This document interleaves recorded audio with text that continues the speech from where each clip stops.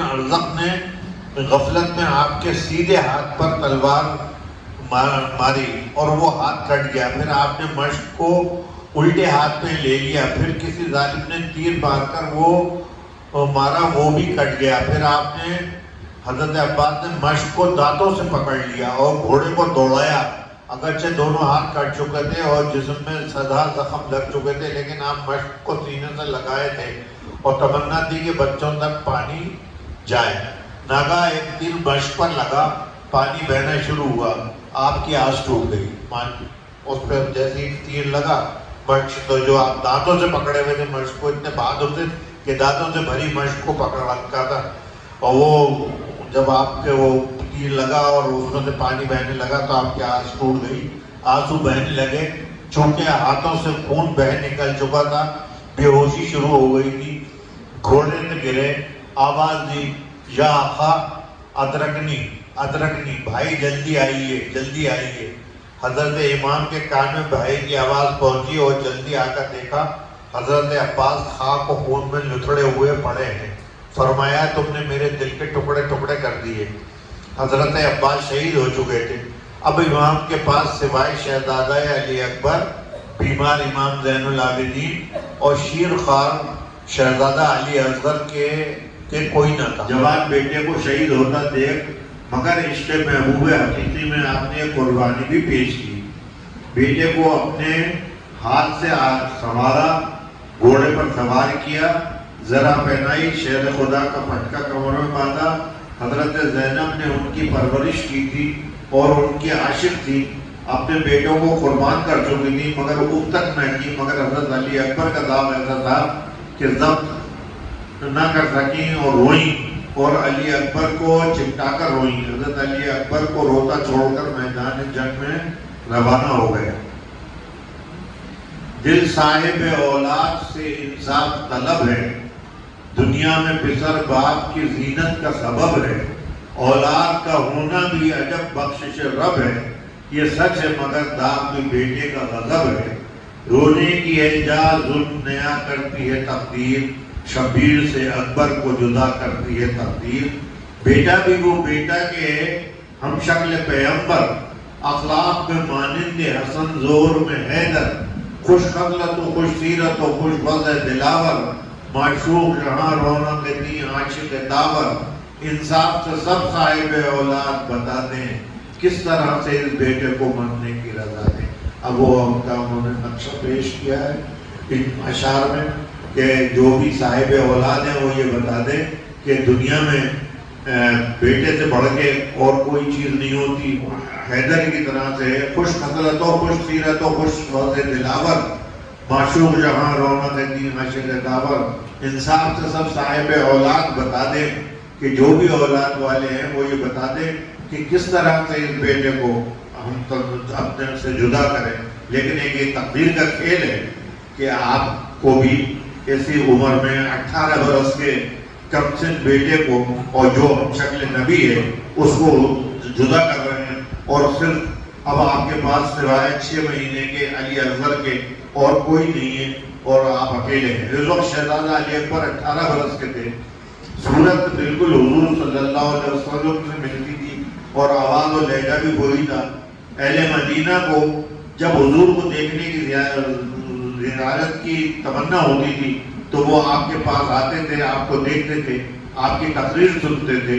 اس وقت جب یہ شہزادے میدان جنگ میں پہنچے تو چہرہ نورانی پر گیستے ہوئے نورانی پڑے ہوئے تھے اور سر پر حضور صلی اللہ علیہ وسلم کا امامہ ایسا معلوم ہوتا تھا کہ حضور جنگ احد میں آ گئے ہوں. خود ایسا لگ رہا تھا کیونکہ سر پر آپ کا ہی امامہ تھا، آپ ہی کی پوشاک پہنے ہوئے تھے اور جنگ میں اس ڈھنگ سے آئے کہ لوگ یہ سمجھے کہ رسول آ گئے جنگ احد. لشکر شام میں کسی کو ان سے مقابلہ کرنے کی ہمت نہ ہوتی تھی. خود حضرت علی اکبر نے لشکر آدھا کے داہنی طرف اور بائیں طرف حملے کیے، پھر لوٹ کر والد بزرگوار کے پاس حاضر ہوئے اور عرض کرنے لگے یا بابا اذهبني العطش، مجھے پیاس کی شدت محسوس ہو رہی ہے. اے پدر بزرگوار، مجھ کو پیاس نے ذبح کر دیا اور لوہے کا یہ بوجھ میرے جسم سے نہیں اٹھتا. کیا تھوڑے پانی کی کوئی صورت ہو سکتی ہے؟ حضرت امام نے حضور کی انگوٹھی آپ کے دہنے مبارک میں رکھ دی، جس کو منہ میں لے رکھنے سے اور چوسنے سے آپ کی پیاس میں کمی ہوئی۔ فرمایا بیٹا تمہاری سیرابی ساقی کوثر پر موقوف ہے۔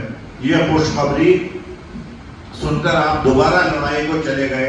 اس مرتبہ عمر سعد نے کہا کہ جو اس جوان کو شہید کرے گا اس کو رقہ موصل کا گورنر بنا دیا جائے گا۔ طارق بن شیش مقابلے کو آیا اور آتے ہی قتل ہو گیا۔ اس کا لڑکا عمر بن طارق آیا، وہ بھی باپ کے قدم پہ قدم روانہ ہو گیا۔ اس کا بھائی طلحہ آیا، وہ بھی مارا گیا۔ اب اس نے یہ لالچ دی کہ جو آپ کو قتل کرے گا اس کو میں گورنر بنا دوں گا، اور یہ لوگ گورنری کی لالچ میں آئے اور یہ سب قتل ہوتے چلے گئے۔ اس کا بھائی طلحہ آیا، وہ بھی مارا گیا۔ عمر سعد نے منظرہ بن غالب کو بھیجا، وہ بھی شہزادے کی شمشیر سے مارا گیا۔ پھر عمر سعد نے طفیل اور نوفل کو ہزار سوار دے کر حضرت علی اکبر کے دائیں اور بائیں سے حملہ کرا دیا۔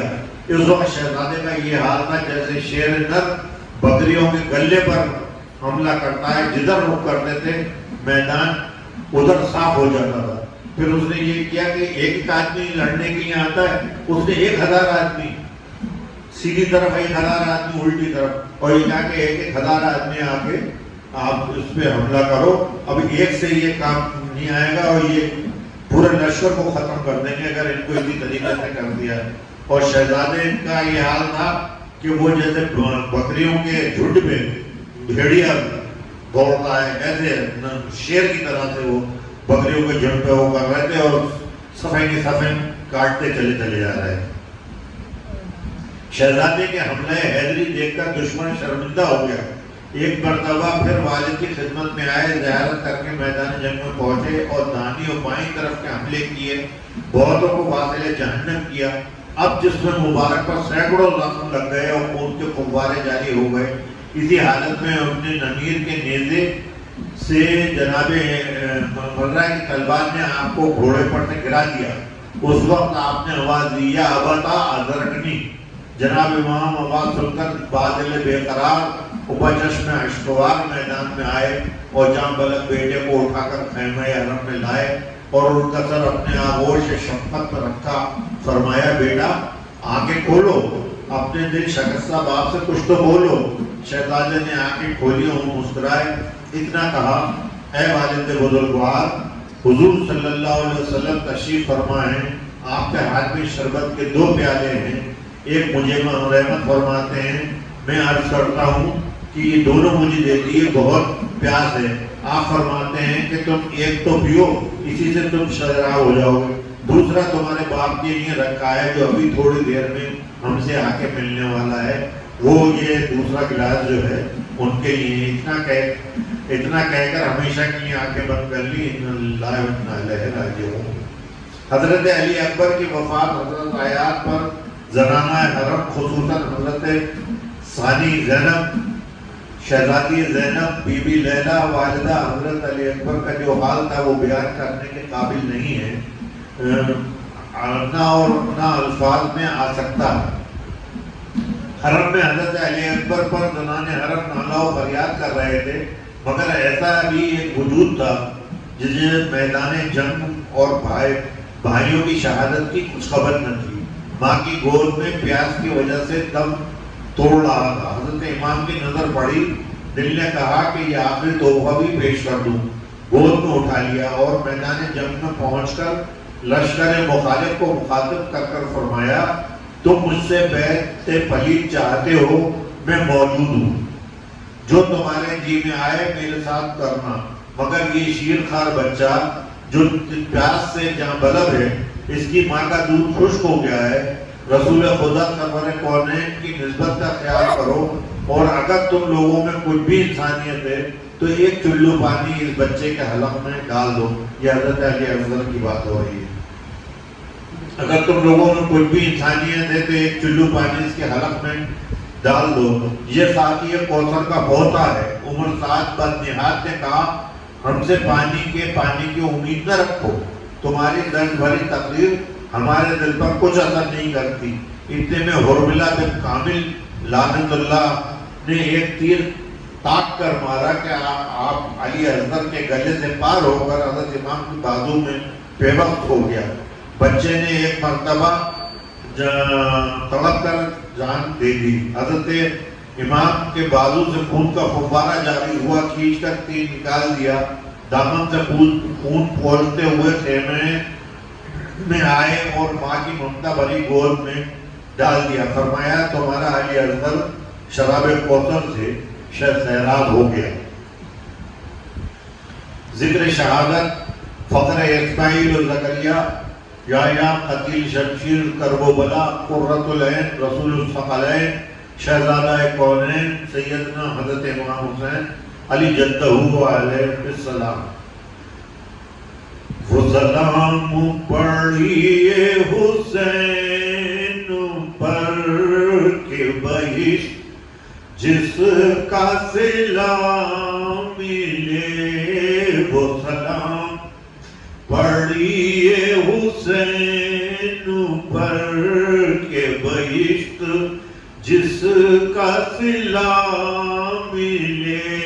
اور یہ طلب تو اپنی طرف سے ہے، بہودر سے دیکھیے کیا ملے۔ یہ طلب تو اپنی طرف سے ہے، بہودر سے دیکھیے کیا ملے۔ اور جو دولے حسین پہ ہو مکی، وہ ضرور پہنچے علی تلک۔ جو درے حسین پہ ہو مکی، جو ضرور پہنچے علی تلک۔ اور جو علی ملے تو نبی ملے، اور جو نبی ملے تو خدا ملے۔ جو علی ملے تو نبی ملے، جو نبی ملے تو خدا ملے۔ اب وہ وقت آ گیا تھا کہ حضرت خود بنفس نفیس اس وعدے کو پورا فرمائیں جو ازل میں اپنے مولا حقیقی سے فرما چکے تھے۔ اس خلق کو پہنے جو بچپن ہی میں رنگ کر کے تیار کر چکے تھے۔ اگرچہ واقعہ رات کربلا میں لکھ چکا ہوں، مگر بطور یاد دہانی پھر لکھ رہا ہوں۔ ایک مرتبہ جب عمر 5 سال تھی، عید کے موقع پر حسنین علیہ السلام نے نئے جوڑے مانگے۔ حضور فکر مند ہوئے تھے کہ بچوں کی یہ خواہش کیسے پوری کریں۔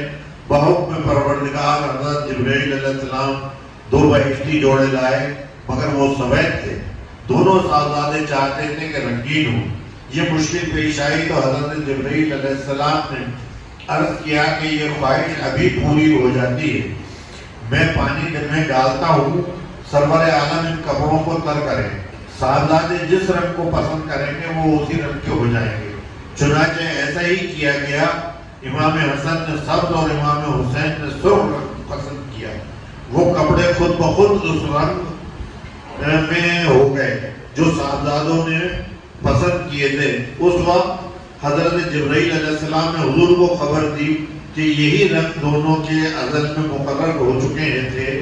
بڑے صاحبزادے زہر پی کر دم آخر سبز رنگ کے ہو جائیں گے، اور چھوٹے صاحبزادے دشت کربلا میں راہ مولا میں جان قربان کر کے خون میں ڈوبے ہوئے ہوں گے۔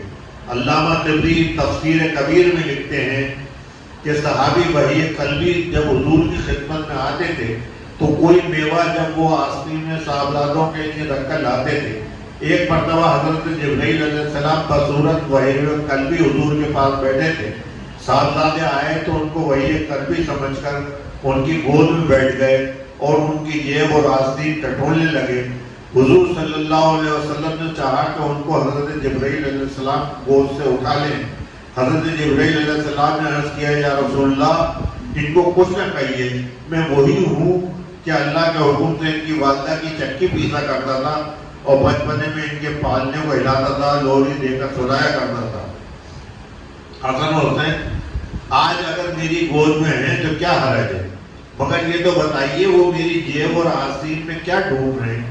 حضور نے فرمایا وہ تم کو وحی کل بھی سمجھ رہے ہیں، جب وہ آتے تھے تو ان کے لیے کوئی پھل لے کر آتے تھے۔ یہ سن کر حضرت جبرائیل علیہ السلام نے ایک کوشہ انگور اور بروایت تصابیح القلوب ایک انار، ایک سیب اور ایک بھیڑی باغ جنت توڑ کر اپنی آستین میں رکھ لیے، جس کو صاحبزادوں میں نکال لیا۔ حضور نے فرمایا یہ میوے لے جاؤ اور اپنے والدین کو کھلاؤ، مگر سب نہ کھانا، تھوڑا چھوڑ دینا۔ حضرت خاتون جنت جناب علی اور حسین علیہ السلام نے اس میں سے نوش فرمایا اور تھوڑا تھوڑا چھوڑ دیا۔ دوسرے دن صبح وہ پھل پھر سالم ہو گئے۔ جب سیدہ کی حیات تک یہ سلسلہ چلتا رہا، ان کی وفات کے بعد انار غائب ہو گیا۔ حضرت مولا کی شہادت کے بعد امرود غائب ہو گیا، بری امرود کو کہتے ہیں، غائب ہو گئی۔ سیب صاحبزادوں کے پاس رہا۔ حضرت امام حسین کی شہادت کے بعد وہ سیب بھی غائب ہو گیا۔ اس سیب کی خوشبو قبر شریف میں حضرت حسین علیہ السلام سے آتی ہے۔ سیب کے موسم میں اگر کوئی آدمی جاتا ہے تو آپ کے قبر مبارک سے اس کی خوشبو، سیب کی خوشبو، امرود کی خوشبو آتی ہے۔ جب شہزادہ علی اکبر شہید ہو گئے اور حضرت امام کے پاس بجوز عابد بیمار کے کوئی نہ رہا، آپ قصد خس فرمایا تو دیکھا حضرت زین العابدین نیزہ لیے کانپتے میدان جنگ کی طرف جا رہے ہیں، قدم نہیں اٹھتا۔ فرمایا بیٹا یہ کیا کرتے ہو؟ قیامت تک ہماری نسل تم سے ہی جاری ہونے والی ہے، تم ہی حامل بار امامت ہو، وارث دولت ہو، ہائے انبیاء ہو، میں تم کو اپنا وصی مقرر کرتا ہوں، میرے اہل بیت کی نگہداشت کرنا۔ پھر آپ نے حضرت مولا کے ہاتھ کا لکھا ہوا قرآن شریف مصحف فاطمہ، اس میں ہر وہ چیز ہونے والی ہے اور ہر بادشاہ یا حاکم کا نام جو قیامت تک ہوگا لکھا ہوا ہے۔ جفر عبیس جو ایک ظرف ہے جس پہ کتب و صحائف آسمانے رکھے ہوئے ہیں۔ جفر احمد جامع کی وہ بھی ایک کتاب ہے جس میں سرور کائنات صلی اللہ علیہ وسلم کا خاص علم حضرت علی کرم اللہ وجہہ کا لکھا ہوا ہے۔ اس کتاب کو مصحف قمری بھی کہتے ہیں۔ حضرت امام زین العابدین کو سبل فرمایا، بعض علوم جو سینہ بہ سینہ تھے تلقین فرمائے اور سر امامت منتقل کیا۔ اس کے بعد تقویٰ طلب رضائے مولا کی وصیت کی۔ پھر حضرت شہربانوں سے صندوق ہتھیار طلب فرمایا۔ پہلے ایک پرانا کپڑا پہنا، پھر قبائے مصری اس کے اوپر پہنی، امامہ رسول خدا صلی اللہ علیہ وسلم کا سر اقدس پر پہنا اور ذوالفقار حضرت علی کرم اللہ وجہہ حمائل کی مصری حضرت علی حمائل کی سپہر سید الشہداء حضرت حمزہ مجھ پر ڈالی اور ذوالجناح گھوڑے پر سوار ہوئے۔ اس وقت زنان حرم کی آوازاری بے قراری کا کیا ذکر ہو سکتا ہے کہ شور محشر بلند تھا اور اہل بیت پر قیامت ہونے والی تھی۔ آپ نے سب کو خدا کے سپرد کیا اور میدان جنگ میں پہنچ کر نیزہ زمین میں نصب فرمایا اور یہ رجز زبان مبارک پر جاری ہوئی۔ اس کے یہ عربی الفاظ ہیں اور وہ اس میں ہے۔ رجز خانی کے بعد جناب امام نے آخری مرتبہ بطور اقام حجت ایک خطبہ بلیغ پڑھا، جس سے رجس وہ کہتے ہیں جس میں اپنے خاندان کے بارے میں بہادر جو لڑنے کے لیے جاتا تھا وہ بتایا کرتا تھا کہ میں فلاں کا بیٹا، فلاں کا پوتا، فلاں کا یہ ہوں، میرا خاندان یہ ہے، میرا قبیلہ یہ ہے، میرے قبیلے میں ایسے ایسے بہادر لوگ ہوئے، مطلب یہ رجس خانی تھی۔ اس کے بعد آپ نے ایک خطبہ بلیغ پڑھا، خطبہ بہت بلیغ پڑھا جس سے افواج عراق کے دل دہل گئے، لیکن نشتری شیش و شمر کے دلوں پر کچھ اثر نہیں ہوا۔ انہوں نے گستاخانہ جواب دی۔ عمر سعد بدنہاد کے اشارے سے تمام فوج نے امام پر تیر بڑھتا ہے، مگر بقدر الہی آپ کے جسم مبارک پر ایک تیر بھی نہیں لگا اور نہ گھوڑا ذوالجناح زخمی ہوا۔ فوج عراق چاہتی تھی کہ آپ پر حملہ آور ہونا وہ ناگہاں زبردست غبار آندھی کربلا میں اٹھی اور لشکریان عراق حضرت امام کے بیچ میں حائل ہو گئی. اس میں ایک شخص عجیب شکل کا ظاہر ہوا جو گھوڑے پر سوار تھا، جس کا سر اور دونوں ہاتھ گھوڑے سے مشابہ تھے اور پاؤں اونٹ کی طرح سے تھا. حضرت امام کے قریب پہنچ کر اس نے کہا السلام علیکہ یا جدے کا وعلے ابی کا وعلے امین کا. جب امام نے جواب سلام دیا اور فرمایا اور مصیبت میں مجھے سلام کرنے والا کون ہے؟ اس شخص نے عرض کیا یا ابن رسول اللہ، مجھے جعفر زاہد کہتے ہیں، میں قوم جنات سے ہوں. آپ کے والد نے بیر العلم میں جنات سے جنگ فرمائی اور ان کو مسلمان کر کے میرے والد کو ان پر بادشاہ کر دیا تھا. والد کے انتقال کے بعد اب میں جناتوں کا بادشاہ ہوں. آپ مجھے اجازت دیں کہ میں اپنا لشکر لا کر ان لوگوں کو دم بھر میں ہلاک کر دوں. حضرت امام نے فرمایا اللہ تم کو جزائے خیر دے، مجھ کو یہ بات گوارا نہیں کہ جنات انسانوں سے جنگ کرنے کا حکم دوں، کیونکہ وہ تم کو نہیں دیکھ سکیں گے اور تم ان کو دیکھ سکتے ہو. اگر میں تم سے ان کے قتل کراؤں تو ظلم ہوگا. ملائکہ نے بدر و حنین میں جو شرکت کی تھی وہ بحکم الہی تھی. جعفر نے اس عرض کیا کہ ہم لوگ انسانی شکل میں ان سے جنگ کریں گے. آپ نے فرمایا کہ جعفر کہ میں تمہاری جانثاری کا شکریہ ادا کرتا ہوں. مجھے معلوم ہو چکا ہے کہ میں آج اپنے مولا کے دیدار سے مشرف ہوں گا اور میرا دل زندگی سے بیدار ہے. تم میری خاطر سے لوٹ جاؤ. وہ جنات کا وہ آیا اور اس نے عرض کی کہ میں چاہوں تو دم بھر میں اس لشکر کو ختم کر دوں. تو آپ نے یہ فرمایا کہ بھائی جنات انسانوں سے لڑیں یہ میں برداشت نہیں کر سکتا.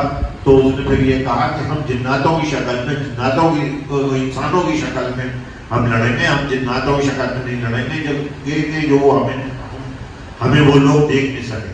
ہم ان سے انسانوں کی شکل میں ہی لڑیں گے. آپ ہمیں حکم دیجیے. لیکن امام نے اس بات کو منظور نہیں فرمایا کیونکہ ان کو معلوم تھا کہ آج ان کو رائے حق میں جان دینی ہے اور وہ اس چیز کو سمجھتے تھے. اس نے کہا تمہارا بہت امام علیہ السلام نے فرمایا کہ تمہارا بہت بہت شکریہ کہ ایسے وقت پہ جب مجھ پہ یہ مشکل وقت پڑا ہے تو تم نے آ کے میری مدد کی. لیکن میں تو وعدہ کر چکا ہوں جس کو آج مجھے پورا کرنا ہی ہے. امام نے مقابلے کے لیے دشمن کو بلایا تو تمیم بن خطبہ ایک شامی امیر مقابلے کو آیا اور آپ کی تلوار کے ایک بار سے داخل جہنم ہوا. پھر یزید فتح جو فوج عراق کا ایک مشہور پہلوان تھا امام کے پاس پہنچا تو آپ کی شمشیر سے 2 ٹکڑے ہو گئے. اب جناب امام نے فرات کا رخ فرمایا.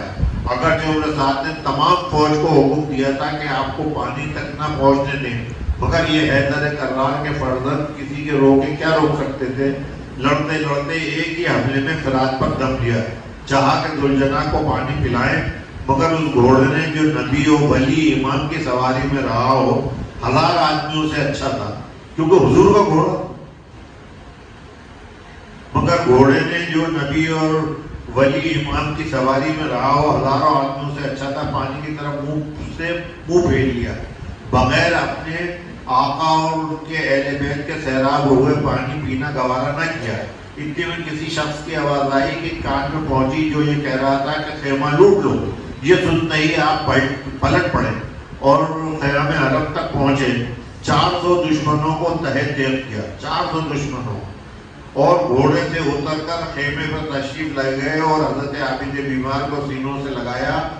عورتوں کو وصیت فرمائی دیکھو میری شہادت کے بعد آواز سے گریہ وزاری نہ کرنا، سر نہ کھولنا، سینہ نہ پیٹنا، بین نہ کرنا، صبر سے کام لینا، میرے یتیموں اور بیکر بچوں کو خیال رکھنا اور تمام مصائب کو صبر و رضا کے ساتھ برداشت کرنا. اگر کوئی تم پر ظلم کرے اس کو بد دعا نہ دینا. پھر حضرت عابد سے کہا بیٹا اگر تم کبھی مدینہ پہنچو تو روضہ انور پر جا کر میرا سلام عرض کرنا اور کہنا کہ یہ رسول اللہ صلی اللہ علیہ وسلم کو کوفیوں نے 4 دن کا بھوکا پیاسا رکھ کر ذبح کر ڈالا. یہ اب آپ نے وہاں حضرت زین العابدین کو تلقین فرمائی اور ان سب فرمایا کہ ایسا ایسا کرنا. اب دیکھیے اس میں لکھ رکھا ہے ہمارے یہاں اسی لیے منع ہے کہ سنیوں میں سینہ نہیں، ماتم نہیں کرنا چاہیے، سینہ نہ کوٹنا، بین نہ کرنا، صبر سے کام لینا، زور سے مت رونا، آواز مت نکالنا.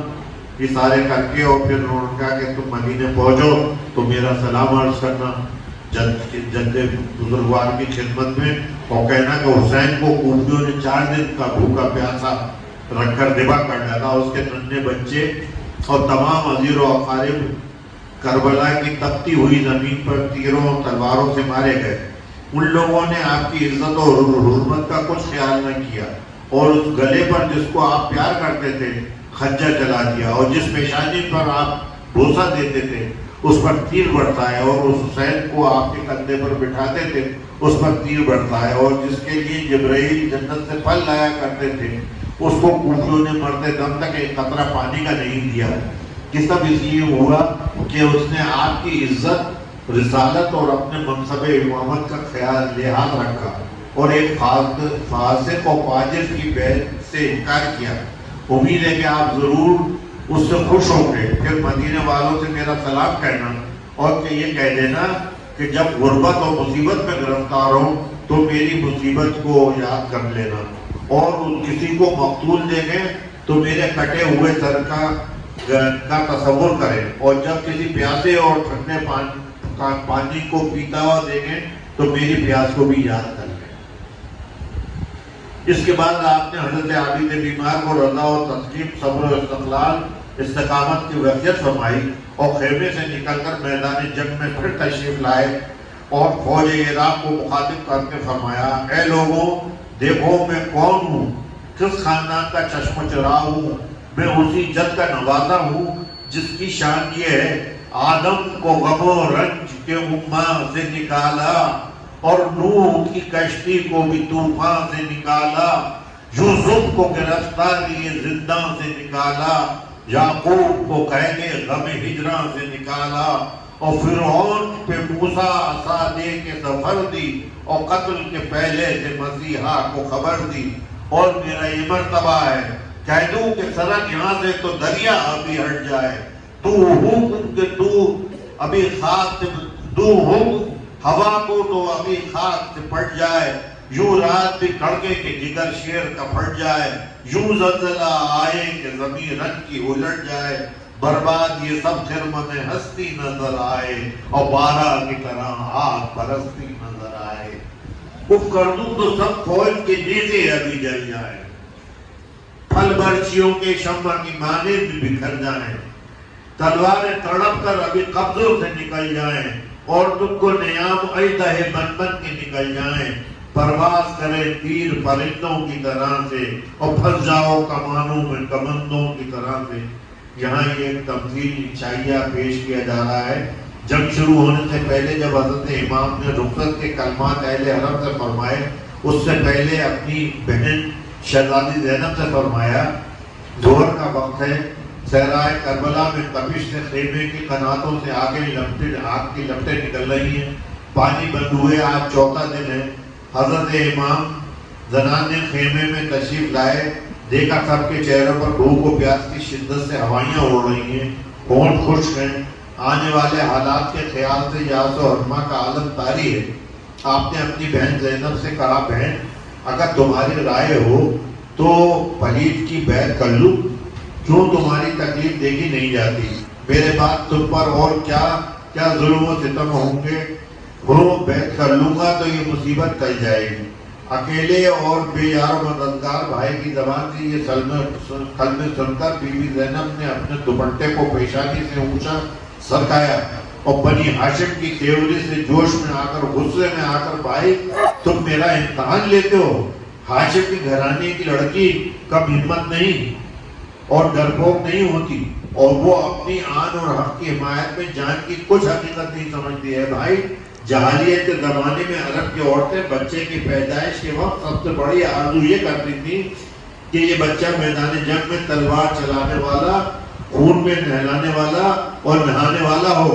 پھر اسلام نے جنگی خیال کو شہادت کے درجات بیان کر کے اور بھی مضبوط کر دیا. کیا ہم میں عرب نسل اور مسلمان ہونے کے باوجود حرارت نہیں؟ بھائی میں علی کی بیٹی ہوں جو لڑائی کے میدان میں بے پرواہی سے گھوڑا دوڑاتے تھے اور جو دشمن سے لڑتے نہیں تھے بلکہ شیر کی طرح پنجوں سے کھلاڑیاں کرتے تھے، جو فکر اور باقا بھوک اور پیاس کے شرافت کا جوہر سمجھتے تھے۔ میں اپنے آپ باپ کی اصل بیٹی ہوں، مجھ کو عیب نہ لگائیے، میں آپ کے سر کو خاک و خون میں لتڑا دیکھ کر فخر محسوس کروں گی۔ اب یہ بہن نے کہا، جب بھائی نے یہ کہا کہ تم کہو تو میں کر لوں، تم لوگوں کی مجھ سے نہیں دیکھی جاتی، تو آپ نے یہ تقریر فرمائی کہ میں عرب نسل کی ہوں اور اس باپ کی بیٹی ہوں جو میدان میں شیر کی طرح سے دہاڑتا تھا اور پنجوں کے بیچ چلتا تھا اور صفوں کی صفیں پالٹ دیتا تھا، اس کی بیٹی ہوں میں۔ تم میرا امتحان لے رہے ہو یہ کہہ کے کہ میں یہ کہوں گی کہ ہاں آپ بیعت کر لیجئے اور ہم لوگوں کی مصیبتوں کو دور کر دیجئے، مجھ کو عیب نہ لگائیے، میں آپ کے سر کو خاک و خون میں لتڑا دیکھ کر فخر محسوس کروں گی کہ ہم وہ لوگ ہیں کہ حق کی خاطر مر جاتے ہیں۔ اگر آپ نے فرید کی بیعت کی تو ہمارے خاندان کے لیے اس سے بڑھ کر اور کوئی بات شرم کی نہ ہوگی۔ ایک فاسق فاجر ظالم کی بیعت زندگی جیسی فانی چیز کی لالچ سے منظور کر لی۔ چہرہ سرخ تھا، آنکھیں ڈبڈبا رہی تھی، کہا میں جانتی ہوں کہ میری زندگی کا سہارا آپ کے سوا کوئی نہیں ہے، اور فقط مجھ پر ہی کیا منظر رسول کے خاندان میں ہر شخص آپ کے وجود کو اپنا سہارا جانتا ہے، مگر غریب زینب لاچار بھائی کے حق بات کی حمایت میں جان دے دیجیے، ہماری کچھ خطر نہ کیجیے، ہم تکلیف و مصیبت کو آسانی سے برداشت کرنے والے ہیں۔ حضرت زینب کی تقریر سن کر امام نے آنسو ضبط کیے، نظر نیچے رکھی، بہن کو چمٹایا، پھر اپنی بیوی شہر بانو جو شہنشاہ ایران کی لڑکی تھی کی طرف متوجہ ہو کر فرمایا، تم کہو تمہارا کیا خیال ہے؟ بانو نے شرم و ادب سے نظریں جھکا لی اور کہا، میں ہر حال میں آپ کی تابع ہوں اور فرما بردار ہوں کہ جو میرے مالک کی مرضی ہو اس کی تعمیل کروں گی۔ میری پیدائش ایران کے شہنشاہ کے گھر میں ہوئی اور اب بھی دین و دنیا کے شہنشاہ کے گھر میں ہوں، لیکن ایک جرأت اور حرارت والا دل میرے سینے میں بھی ہے۔ نازک وقت میں میری بے صبری کا اندیشہ میری توہین اور حقارت ہے۔ اے امام، ان سب بچوں کو جو میری گود کی زینت ہیں، جن کو برسوں کی محنت سے پالا ہے، جن کے دیکھنے سے میری زندگی قائم ہے، میدان میں لے جائیے اور قربان کر دیجیے۔ میں بھی قربان، یہ بچے بھی قربان۔ میں نہیں چاہتی کہ آپ کے حق کی پاسداری میں ہماری پاسداری کا خیال کریں۔ چلیے میرے تاجدار ایران کی بادشاہ کی لڑکی اپنے شریف خون کا وقت دکھائے، میں رکاب تھام کر چلوں گی اور تیر اور تلوار کے زخم کو میدان جنگ میں آپ کے قدموں پر جان دے دوں گی۔ حضرت امام نے آنکھیں سرخ تھی، عورتوں کی دلیری سے بہت خوش ہوئے اور فرمایا، میں سے بھی دیکھنا چاہتا تھا کہ میرے بعد جو ظلم و ستم تم پر ہوگا اس کا کچھ اندیشہ تو تمہارے دلوں میں ہے یا نہیں؟ فرمایا، آخری مجھے تم لوگوں سے ایسی امید تھی۔ حضرت امام انسان تھے، جوان بچوں کا سامنے کٹ جانا، ننھے بچوں کا بھوک و پیاس سے بلکنا، اس پر یہ خیال کہ میرے بعد میرے ناموس کا کیا حال ہوگا۔ بال بچوں کو ہمراہی بہت بڑا امتحان تھا، بھوک و پیاس سے بہت آدمی شہید ہوئے ہوں گے، مگر جو حالت امام اور آپ کے خاندان کی تھی وہ ازل سے ابد تک کسی کو پیش نہیں آئی یا نہ آئے گی۔ بچوں کی زبانیں پیاس کی وجہ سے نکل پڑی تھی، 6 ماہ کے بچے کے ہونٹ نیلے ہو گئے تھے، غش میں پڑا تھا۔ یہ سب منظر حضرت امام اپنے آنکھوں سے دیکھ رہے تھے، مگر صرف وہ وعدہ تھا جو امت کی بخشش کے لیے بچپن میں اپنے نانا رسول اللہ صلی اللہ علیہ وسلم سے کیا تھا، کسی کی پرواہ نہیں کی۔ امریکہ کے ایک جسمانی صحت کے مشہور ڈاکٹر نے لکھا ہے کہ جب انسان 72 گھنٹے پیاسا رہتا ہے تو اس کے روئے میں ایسی تکلیف ہوتی ہے گویا ایک انچ گہرا زخم پڑ گیا ہو۔ سوچیے حضرت امام اور ان کے جاننثار 96 گھنٹے ایسی تکلیف و اذیت برداشت کرتے ہیں۔ قطب عالم مدار اعظم حضرت شاہ نیاز احمد رحمۃ اللہ علیہ فرماتے ہیں، شہادت عضو یافتہ زیب و تن۔ عمر سعد نے فوج کو جاگیر و منصب کا لالچ دے کر آپ کے مقابلے پر آمادہ کیا اور انہوں نے چاروں طرف سے تیر برسانے شروع کیے۔ آپ کا جسم اتھر تیروں سے زخمی اور بیکار ہو گیا۔ اس وقت بھی آپ دعا و مناجات میں مصروف تھے. آپ جو بارگاہ رب العزت میں عرض کر رہے تھے اس کا مطلب مندرجہ ذیل مرضی ہے کہ بند سے ظاہر ہو جائے گا. تن وہ دے کہ جو زخم تیری راہ میں کھائے، تن وہ دے کہ جو زخم تیری راہ میں کھائے، سر وہ دے جو کٹ کے تیری راہ میں جائے، دل وہ کہ جو سینے پہ قاتل کو بٹھائے، لب وہ دے کہ شکوہ نہ کبھی پیاس کا لائے. دنیا سے جو ہے خالق قیوم اٹھوں میں، مظلوم کا فرزند ہوں مظلوم اٹھوں میں. جب امام سب زخمی ہو گئے اور گھوڑے سے نیچے گر گئے تو عمر سعد نے تلوار کھینچ کر آپ کو شہید کرنے کی نیت سے آیا. تو آپ نے فرمایا اے ابن سعد کیا تو مجھے اپنے ہاتھ سے قتل کرے گا؟ یہ سن کر وہ شرمندہ ہو کر لوٹ گیا. شبل شبر کو حکم دیا. اس وقت کچھ لوگوں نے خیام جناب امام کو لوٹنے کا قصد کیا تو جناب امام نے فرمایا اے آل ابو سفیان اپنے دین کو تو برباد کر چکے، کیا تمہاری غیرت قومی بھی جاتی رہی؟ تمہیں مجھے قتل کرنا ہے، میں یہاں موجود ہوں. عورتوں کی بے حرمتی کرنا عربوں کی شرافت سے بعید ہے، تم خیموں کی طرف کیوں جا رہے ہو؟ یہ سن کر شمر نے لوگوں کو روکا، کہا ہم کو حرم امام سے کچھ کام نہیں، صرف ان کا سر درکار ہے، ہمیں تو صرف ان کا سر درکار ہے. علامہ طبری کا بیان ہے کہ عبداللہ بن عمار کا بیان ہے کہ حضرت امام کی دائیں طرف اور بائیں طرف جو پیادے گھیرے ہوئے تھے انہوں نے آپ پر حملہ کیا. آپ نے دائیں طرف کے پیادوں پر حملہ کیا اور ان کو منتشر کر دیا، پھر بائیں جانب کے پیادوں پر حملہ کیا اور ان کو منتشر کر دیا. آپ امامہ باندھے ہوئے تھے اور خس کا قمیض گلے میں تھا. واللہ کسی ایسے بے کس اور بے بس کو جس کی اولاد اہل بیت اور انصار سب قتل ہو چکے ہوں، اس دل سے اس حواس سے اور اس جرأت سے لڑتے ہوئے میں نے کبھی نہیں دیکھا. واللہ ان سے بیشتر ان کا مثل دیکھنے میں آیا نہ آئے گا. ان کے دانے یا بائیں لوگ اس طرح سے بھاگ رہے تھے جیسے بھیڑیا کے حملہ کرنے سے بکریاں بھاگتی ہیں. اس حالت میں ان کی بہن زینب بنت فاطمہ خیمے سے نکل آئی. واللہ ان کے کان کے بندے ہلتے ہوئے اب تک میری نگاہ میں ہیں. کہہ رہی تھی ہائے آسمان و زمین پھٹ نہیں پڑتا. ابن سعد اس وقت حسین کے قریب آیا تو کہنے لگی اے ابن سعد حسین قتل ہو رہے ہیں اور تو دیکھ رہا ہے. میں نے دیکھا کہ ابن سعد کے آنسو نکل آئے، داڑھی تک بہنے لگے اور اس نے زینب کی طرف سے منہ پھیر لیا. تاریخ طبری جلد 5 صفحہ 277.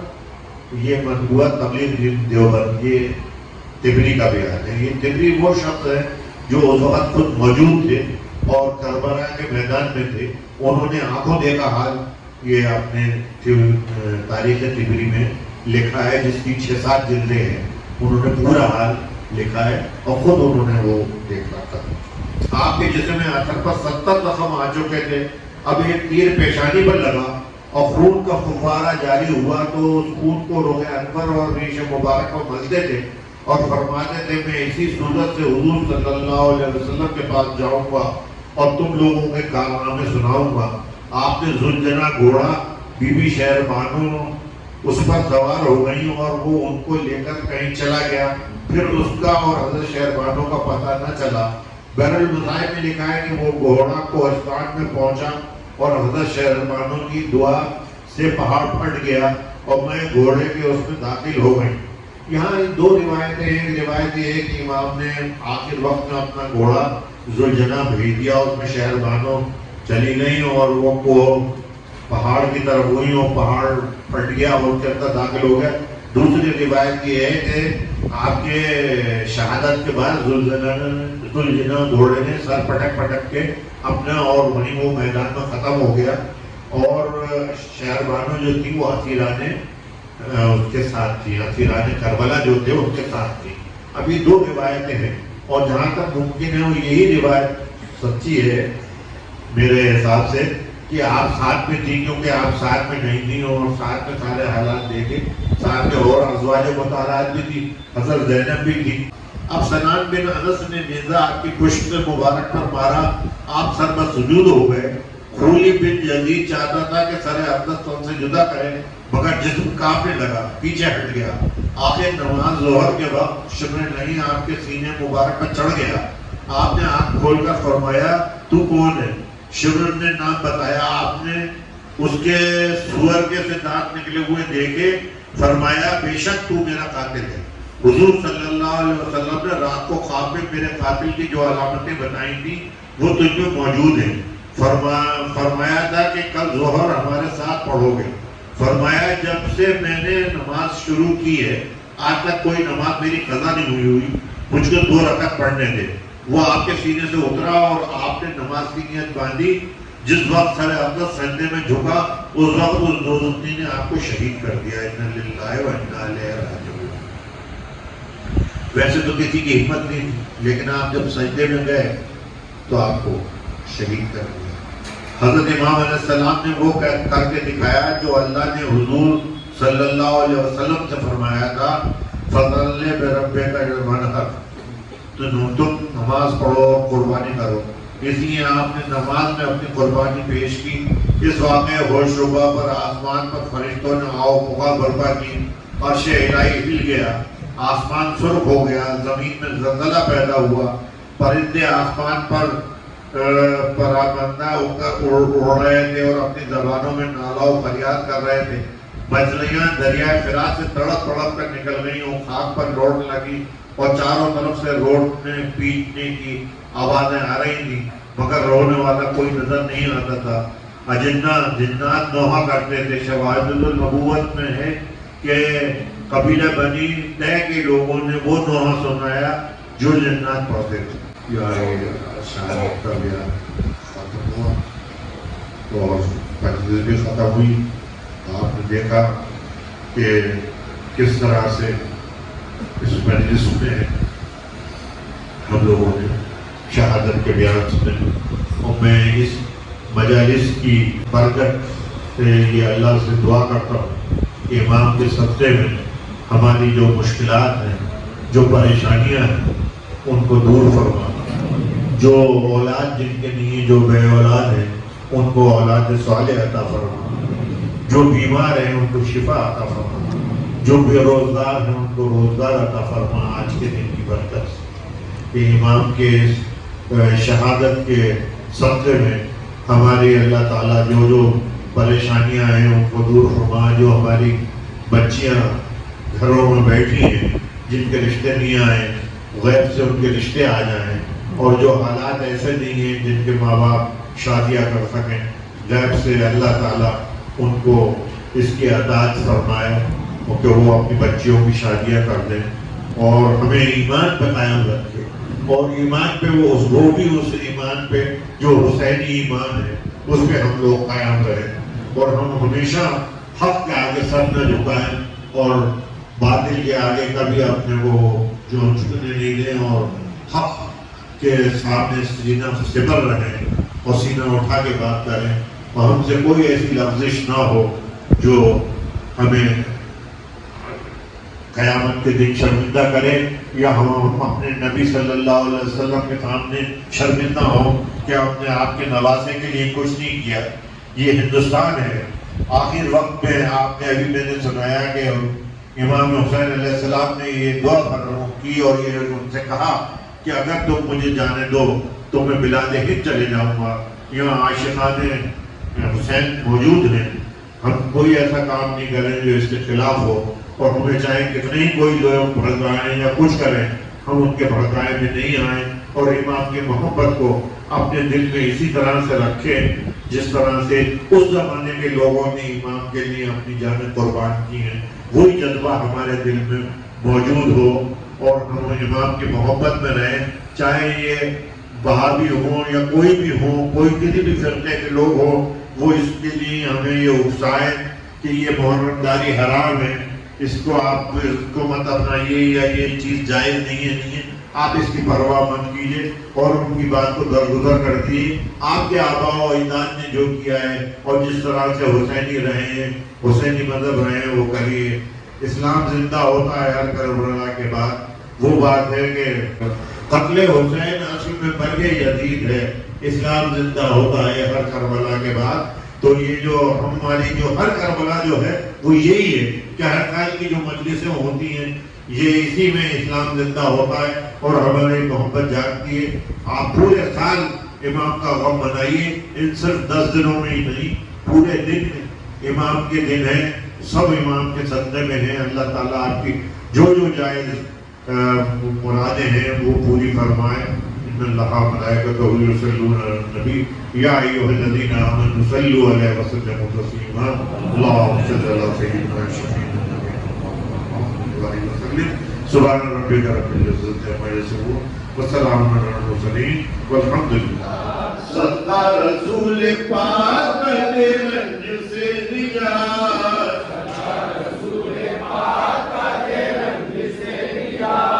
ساما شتا کر دے میرے دل کے چین کا،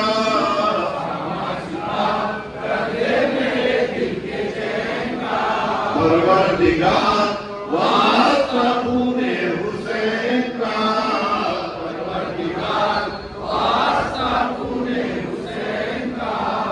سخیب نے سخی میری خبر لو،